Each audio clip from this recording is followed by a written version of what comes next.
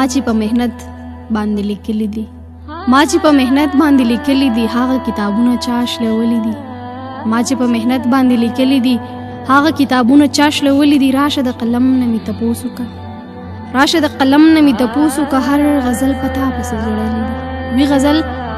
د بل نوم پکې خپل ځای کې وی غزل د بل نوم پکې خپل ځای کې داسې ناانصافه مې لیدلي دي یو که یادومه بل خفه بشي یو که یادومه بل خفه بشي ستا د ځینې ټول خالونه ښکلي دي یو که یادومه بل خفه بشي ستا د ځینې ټول خالونه ښکلي دي دا کندر زړګي اخلاص ودان شي پې دا کندر زړګي اخلاص ودان شي پې ستا شعرونه ما چې اورېدلي دي راشه د قلم نه مې تپوس وکړه هر غزل